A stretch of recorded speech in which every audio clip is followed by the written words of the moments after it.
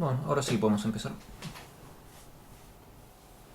Bueno, primero agradecerles a ustedes, a los organizadores, por darme esta oportunidad de brindar esta charla y por otro lado, por supuesto, también a los asistentes que han hecho esfuerzos seguramente para poder conectarse.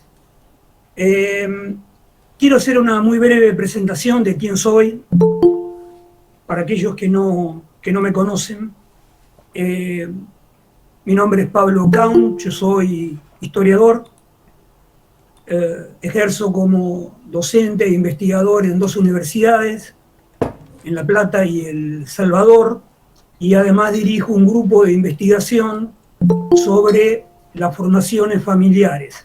En este caso, la obra de Jane Austen es más que una fuente inagotable de problemas como para poder abordar desde las historias de las familias, ¿sí? Eh, Cuando pensé en el nombre que se le podía dar a la charla, le confieso a los organizadores y también al resto de la gente que está conectada, que dudé con respecto al nombre. Eh, si bien el nombre formal es Los grandes procesos históricos de la sociedad británica en la obra de Jane Austen, también quizá hubiese sido adecuado un título formulado en base a una pregunta. Eh, ¿Por qué razones seguimos gozando de la escritura de Jane Austen 205 años después de su muerte? ¿No? Y muy modestamente voy a tratar de procurar dar una respuesta a esta pregunta hipótesis que tenemos. Muy brevemente quiero comentarles a qué me voy a referir. Por un lado, cómo entender la vida de Jane Austen en la sociedad georgiana. Por otro lado, la correspondencia o no de la obra de Jane Austen a una categoría que hoy está bastante cuestionada, que es la de una particularidad en el romanticismo en Inglaterra, o lo digo de otra manera, si Jane Austen era realmente una romántica o qué tipo de romanticismo expresaba. Y por último, que tiene más que ver específicamente con el primer título, lo que yo llamo truenos en un cielo despejado. ¿Qué quiero decir con esto? Como bien hoy hablábamos con los organizadores de la charla, parecería que las obras de Jane Austen están exentas de un contexto histórico, pero ese vacío aparente, en realidad, solo eso, aparente, eh, hace una referencia a las grandes problemáticas históricas de fines del 18 y principios del 19. Y después me voy a tomar unos poquitos minutos para dar cuenta de lo que yo llamo unas breves consideraciones finales, ¿no? En este sentido. Eh, Como ustedes saben, el romanticismo no solamente tuvo manifestaciones de carácter literario, sino en la arquitectura, en la pintura, en la música, en todo quehacer artístico y también filosófico. Y no podemos de ninguna manera determinar fehacientemente dónde tuvo origen ese romanticismo. Sería un error considerar al romanticismo como una reacción frente al neoclasicismo. Si bien es cierto que el romanticismo, ya sea inglés, francés, español, portugués o incluso americano, reivindicó la superioridad del yo frente a todo otro problema, y donde lo racional parece subordinado a lo sentimental, y en donde aquello que puede ser ensoñador aquello que puede estar relacionado con el inconsciente, palabra por supuesto que en ese momento no se utilizaba, la utilizamos nosotros hoy en día, chocaban contra el ideal neoclásico de razón, de orden, de línea recta y de conducta adecuada. Ahora bien, más allá de esa exaltación del yo, aparece una figura central que es la figura del héroe romántico. Ustedes saben, el héroe romántico es aquel que incluso a costa de su propia vida lleva adelante una misión que considera trascendente y donde casi siempre pierde la vida o pierde gran parte de su acervo en llevar adelante esa empresa. Vamos a tomar después, en realidad, qué consideraciones hizo Jane Austen sobre la heroína romántica. Si tiene que ver específicamente con este ideal o no. Por otro lado, la melancolía y el desengaño es otra característica básica del romanticismo en general. Por supuesto que lo podemos encontrar en la obra de Jane Austen. Y también aparece otro término difícil de definir, pero que claramente podemos ver y podemos observar a través de la lectura, que es la problemática de lo que podemos llamar la evasión. ¿La evasión de qué? La evasión de los problemas que nos abruman en la vida diaria, problemas sociales mucho más amplios, problemas de tipo regional, que es lo que vamos a tratar de ver. Y por otro lado, hay un aspecto que en la obra de Jane Austen no aparece como especialmente relevante, es esa reivindicación de una naturaleza silvestre, hostil, que el hombre está destinado, que la humanidad está destinada a dominar. Pero fundamentalmente lo que tenemos que entender, y aquí sí hay una clara correspondencia de Jane Austen con el romanticismo, es que estamos hablando de una manifestación cultural de la burguesía. Pensemos que estamos hablando, como han definido muchos historiadores, de la época dorada de la burguesía.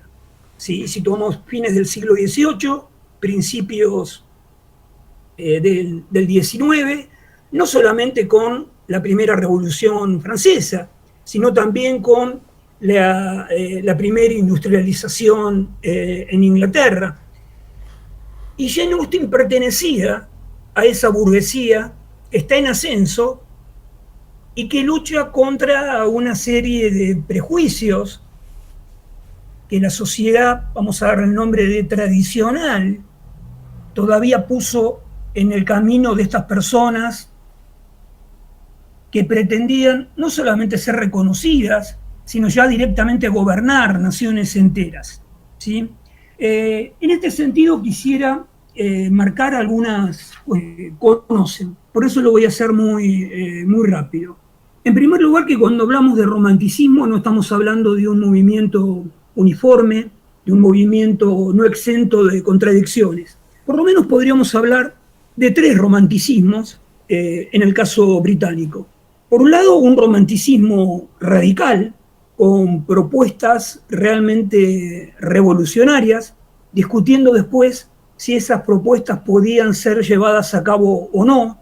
Hablo de Percy Shelley, hablo de Mary Wollstonecraft, hablo de Lord Byron, hablo de William Turner, pero también por fuera de Inglaterra. Hablo del mismo Beethoven, hablo de Goya, de Theodore Giraud, de Gaspar Friedrich, de Novalis.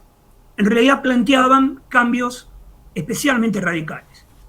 Ahora bien, también había un romanticismo conservador, y durante mucho tiempo algunos autores consideraron que las obras de Jane Austen podían de alguna manera imbricarse en esta segunda acepción de del romanticismo.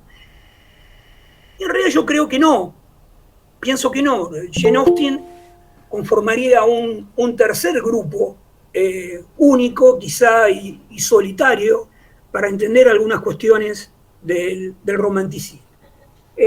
Yo de ninguna manera me he propuesto hacer una biografía de Jane Austen, pero sí marcar algunas cuestiones que me parece que son bastante importantes.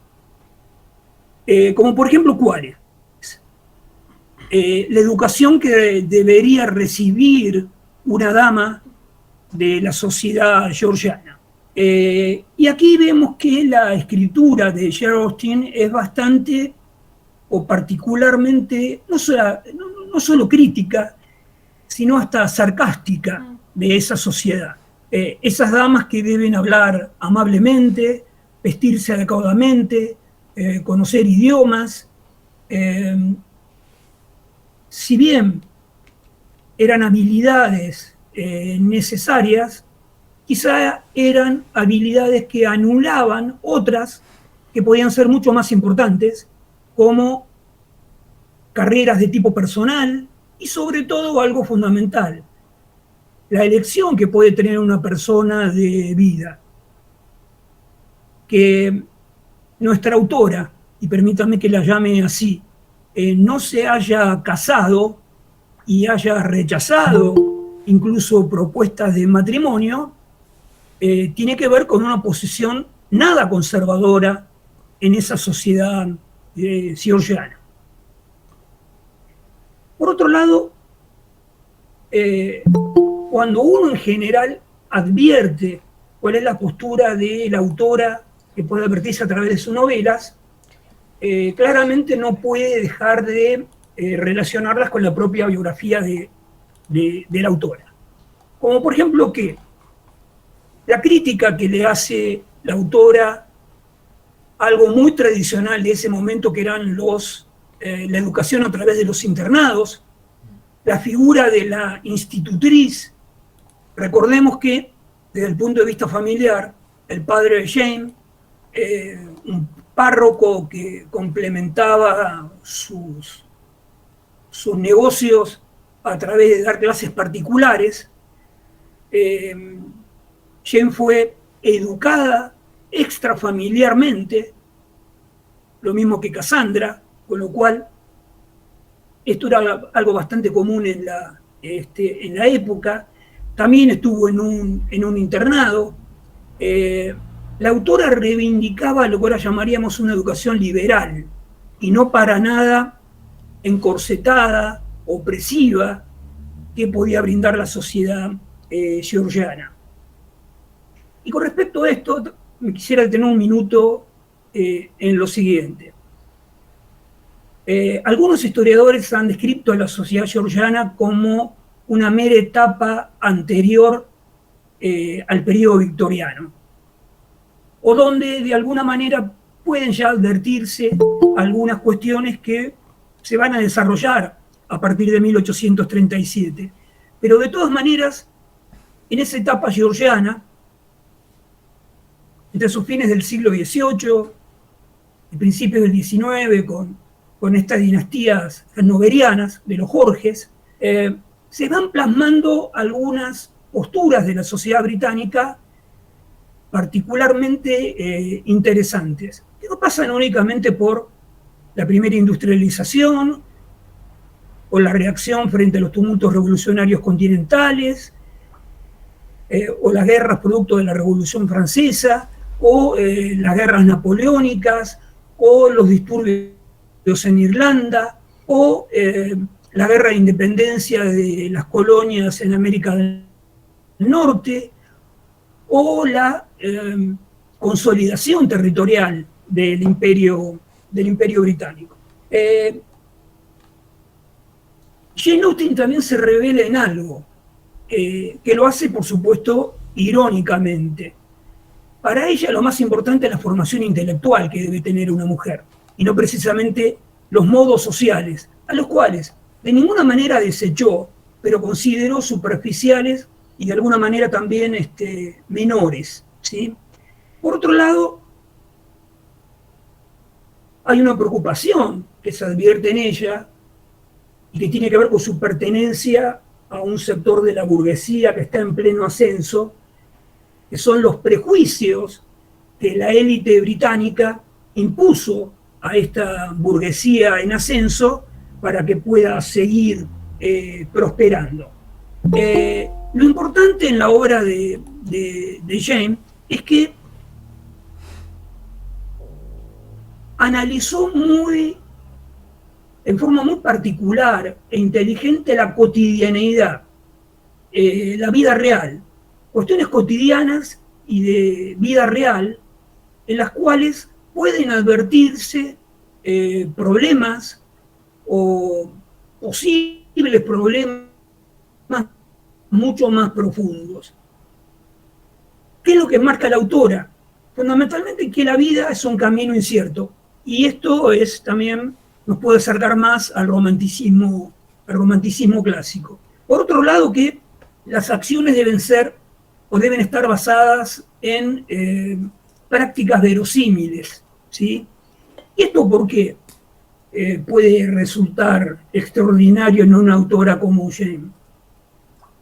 Fundamentalmente porque es una época en que estuvo de moda la novela gótica, ¿sí? Y la novela fantástica, sobre las cuales Jane tiene una visión que roza a veces con el ridículo, ¿sí? Hablo de novelas como El Castillo de Otranto o Melmoth, el Errabundo, para dar un ejemplo. Y Jane era partidaria de lo que ella llamó, o por lo menos se llama, en esa autobiografía dictada, el sermón dramático. ¿A qué llamamos el sermón dramático? Todo gran problema podría comenzar por un incidente inesperado, ¿sí? Esto me parece que es muy interesante para observar y para ver en las novelas y en los escritos de Jane. Como yo les comentaba antes, se hace bastante difícil dar cuenta de la posición frente al romanticismo que tuvo Jane. Por otro lado, aparece el tema de las pasiones, ¿sí? Y esto me interesa especialmente aclararlo. No es que en las novelas de Jane las pasiones hayan sido relegadas a manifestaciones más o menos leves o extremadamente equilibradas, sino que lo que tenemos que tener en cuenta es que por el carácter británico, y eso ocurre hasta el día de hoy, la expresividad notoria de los sentimientos no está bien vista en absoluto. No estoy hablando que no existan sentimientos, sino que esa expresividad debe ser medida, debe ser acotada a un momento, y si se lo hace, se lo debe hacer frente a personas sobre las cuales se tiene una gran confianza, ¿sí? Esto también me gustaría marcarlo. Y en relación al tema fundamental que nos toca desarrollar, es decir, el panorama internacional que podemos advertir en la obra de Jane. Por un lado, quisiera marcar lo siguiente: estamos hablando de una primera industrialización donde se produjeron cambios realmente revolucionarios. ¿Qué quiero decir con esto? Por un lado, estamos hablando de una revolución agrícola, un sector agrario que está produciendo cada vez más, un sector agrario que está produciendo un sector medio alto, un sector agrario que está expulsando población a las ciudades. Al mismo tiempo se está dando lo que podríamos llamar una revolución urbana.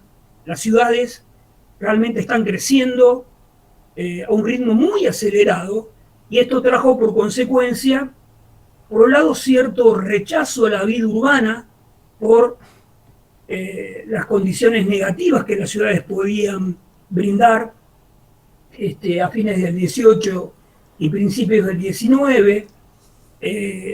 La gente que provenía de los pueblos cercanos a las grandes ciudades o que llegaba a las grandes ciudades buscando esa nueva forma de trabajo que era el trabajo fabril, habían quedado especialmente impresionadas o espantadas frente a los slums, es decir, a los barrios bajos, a los barrios que no tienen absolutamente nada que brindarle a la gente como para vivir más o menos dignamente. Pero también nuestra autora vivió en una época que demográficamente puede señalarse como la agonía de la sociedad del antiguo régimen. Y no voy a hablar específicamente de lo social, sino fundamentalmente de lo demográfico. Estamos hablando de una época donde todavía hay una gran cantidad de nacimientos, hay una gran cantidad también de mortalidad, y donde los que llegan a ser adultos son pocos. Pensemos que nuestra autora murió a los 41 años. Y en ese momento, tanto en Inglaterra, como en Francia, o en América del Norte, o en América del Sur, no era raro que alguien a los 40 años redactara un testamento indicando siempre más o menos estas palabras. Llegando al fin de mis días, lego a mi familia tal o cual bien o tal o cual intención. Después, si queda un minutito, me gustaría hablar sobre la propia muerte de Jane, porque me parece que influyó mucho sobre su obra. Pero yendo al panorama mundial, estamos hablando de una época definida por la Guerra de los 7 años, que claramente puede entenderse como la Primera Guerra Mundial. ¿Por qué? Porque intervinieron las grandes potencias, se peleó en Europa, en África, en América, y generó cambios a nivel global. Nosotros que somos lectores, tenemos la ventaja de tener no solamente grandes historiadores que se han dedicado a esto, sino excelentes novelas como por ejemplo Barry Lyndon, de Thackeray, donde uno puede advertir cómo la sociedad británica y la sociedad europea entendió esa guerra de los 7 años. Lo interesante es que en la obra de Jane Austen no hay referencias a las colonias, ¿sí? A las 13 colonias no hay referencia, por lo menos que yo recuerde. Ahora, esa guerra de independencia de los Estados Unidos, hablo de la primera, por supuesto que influyó muchísimo sobre la sociedad británica, principalmente por toda la cuestión impositiva y el gasto del Estado que esto provocó. Pero tampoco nos olvidemos de la Segunda Guerra de Independencia de los Estados Unidos, en 1812. Y por supuesto la Revolución Francesa, la primera, del 89, y las que se van a desarrollar después, incluso de la muerte de nuestra autora. Hablo de las revoluciones del 20, del 30 y ya mucho más allá del 48. Aquí también tenemos un excelente escrito autobiográfico que son las confesiones de un hijo del siglo, de Alfred de Musset, donde claramente uno puede advertir, como él llama, esa generación que se perdió en las guerras revolucionarias y en las guerras napoleónicas, y cómo, y esto sí se advierte en la obra de nuestra autora, ingresar a la marina o ingresar al ejército era no solamente una salida laboral, sino que constituía también una forma de ascenso social. Recordemos que los hermanos de Jane ingresaron a las Fuerzas Armadas británicas. Por otro lado, la Revolución Irlandesa de 1798 que no se recuerda comúnmente como un gran acontecimiento bélico-social, pero que realmente tuvo un gran impacto en Inglaterra porque los llamados libres irlandeses estuvieron muy cerca de liberar la isla del dominio inglés, por supuesto con una participación muy importante de Francia, de España, e incluso dinero que llegaba desde los Estados Unidos.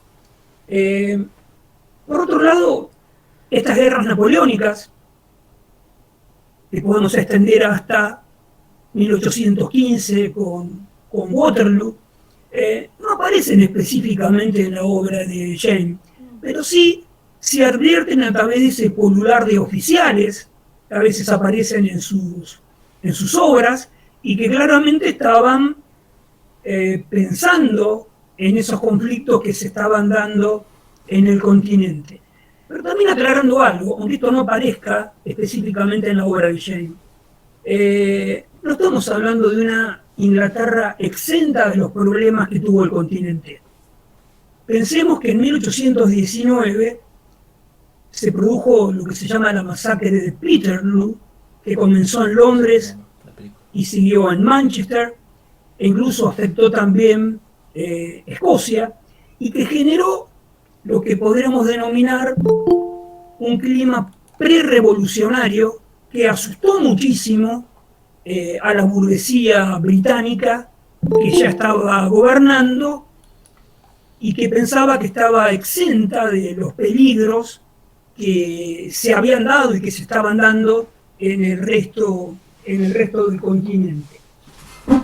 Por otro lado, una vez que este periodo de guerras napoleónicas termina, de ninguna manera significó una pacificación de la sociedad europea. Entramos en lo que se llama la restauración, es decir, cómo los sectores conservadores, anulados y de alguna manera apartados por los procesos revolucionarios, intentaron recuperar su poder. En este caso, Gran Bretaña fue una excepción. Gran Bretaña, su dirigencia, comprendió muy inteligentemente que los cambios que se venían dando desde fines del siglo XVIII eran de alguna manera irreversibles. ¿Cómo lo podemos justificar a esto? La negativa inglesa a respaldar ese proyecto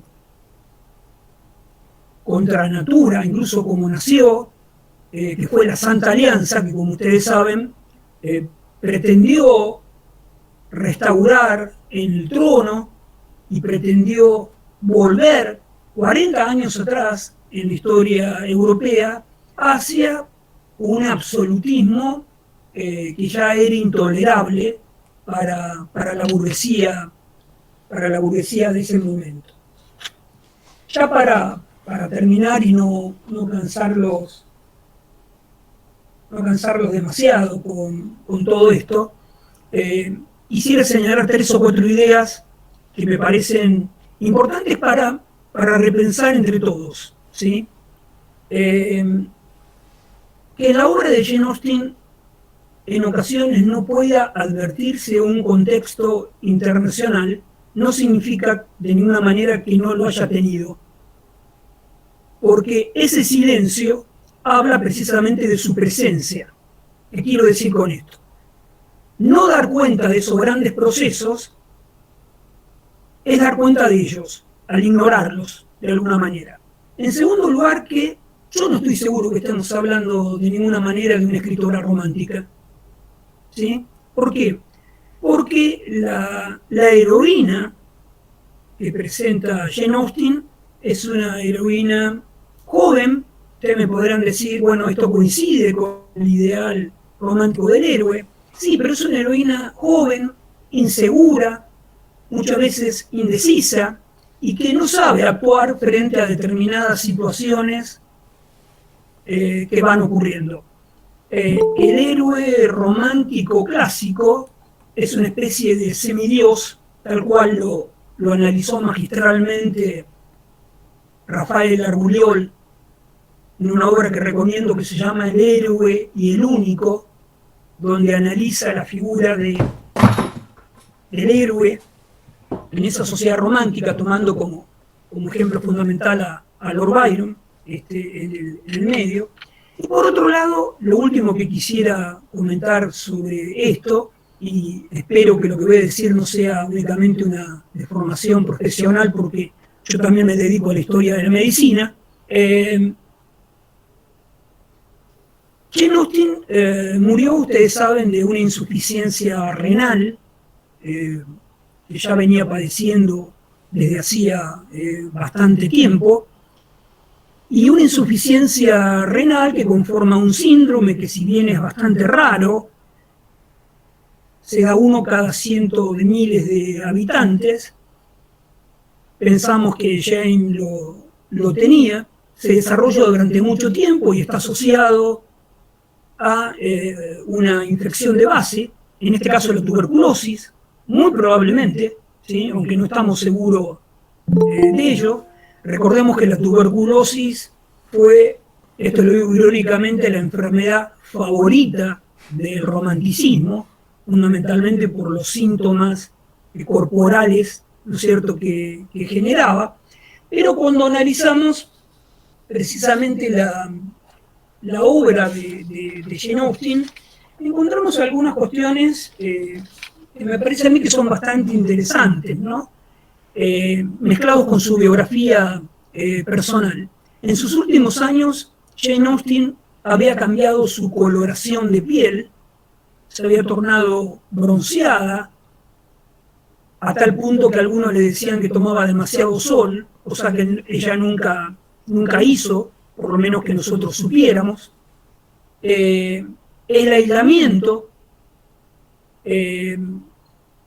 la melancolía, como se decía en ese momento, lo llamaríamos en muchos aspectos depresión, la necesidad de mantenerse aislada, incluso de su propia familia, y otros problemas que tenían que ver con fuertes cefaleas, problemas al caminar. Ella tuvo en los últimos años de su vida, y esto lo sabemos precisamente por esa autobiografía dictada, ¿no es cierto?, que su sobrino logró publicar años más tarde.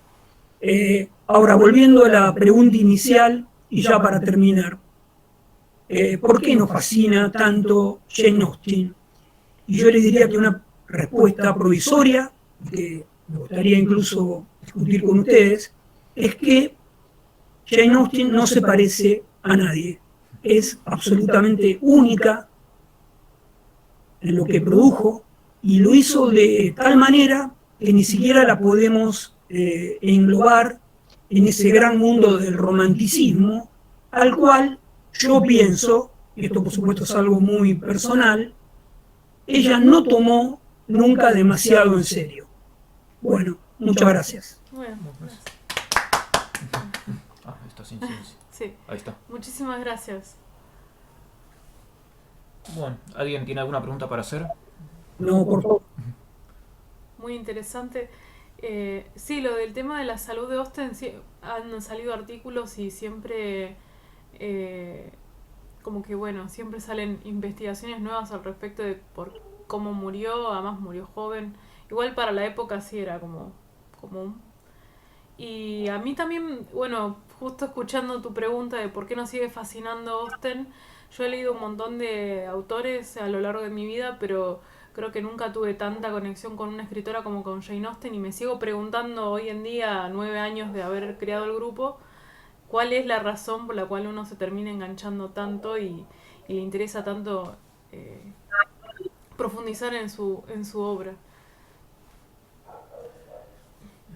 Sí, yo te diré que hay algo que por lo menos siempre me resultó extraordinario desde mis primeras lecturas de ella, es que como recurso estilístico, como recurso artístico, ella nunca necesitó crear una situación de yo lo digo de esta manera exagerada, ruptura sangrienta. ¿Qué quiero decir con esto? Todos los problemas aparecían en base a una situación eminentemente cotidiana que podía generar una situación dramática, pero en realidad ella nos cuenta la cotidianidad de un sector social británico, como fue la burguesía rural, muy distinto a otros, y que estaba algo incómodo en esa nueva sociedad británica. ¿Por qué? Porque no eran de ninguna manera un sector bajo, pero tampoco eran aceptados plenamente por la élite británica, ¿sí?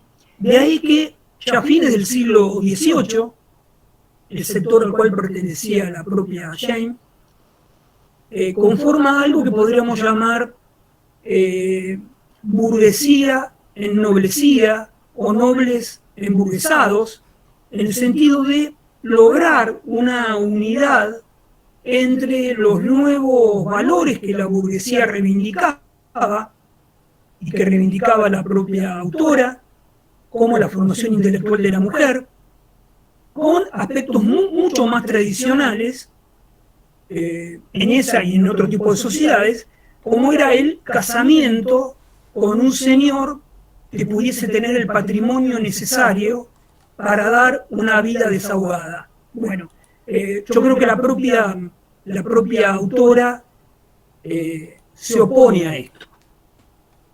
Sí, y lo podemos ver a través de su obra y de su vida. ¿A alguien le gustaría hacer algún comentario? ¿Alguna pregunta? ¿Alguna pregunta? Bueno, Bueno, quisiera agradecerles no solamente a Pablo por esta charla muy interesante, sino también a todos los que se unieron a Todos la los charla. presentes. Todos los presentes. Fue algo diferente a lo que se suele hacer en el grupo, así que la verdad me gustó muchísimo. Así que bueno, muchas gracias. espero que lo hayan pasado Y bien. bueno, esto en un ratito lo vamos a subir a YouTube por si alguien llegó tarde. Así que lo van a poder ver en el canal de Jane Austen Argentina en YouTube. Bueno, vamos cerrando. Hasta la próxima. Bueno, si me permitís, bueno, quiero nuevamente agradecerles y por otro lado me dejo una incógnita. La incógnita es, quizás fui tan claro que nadie entendió nada, digamos, pero de todas maneras estoy muy agradecido y esperemos que esto de alguna manera pueda tener cierta continuidad siempre relacionado con el mundo de Jane Austen. Sí, Claro. por supuesto. Por supuesto. Cuando quiera. Cuando quieras, sí, claro, se puede hablar algún otro tema más, en algún más adelante, Sí, un sí, mes, sí. o Sí, no por sé, supuesto. como usted prefiera, profesor. Bueno, Bueno, de nuevo, gracias. Bueno, como no, eso lo vemos. Y hasta la próxima. hasta la próxima. Y agradezco a todos los que se conectaron, e incluso algunos conozco. Bueno, hasta la próxima. Hasta la próxima. próxima.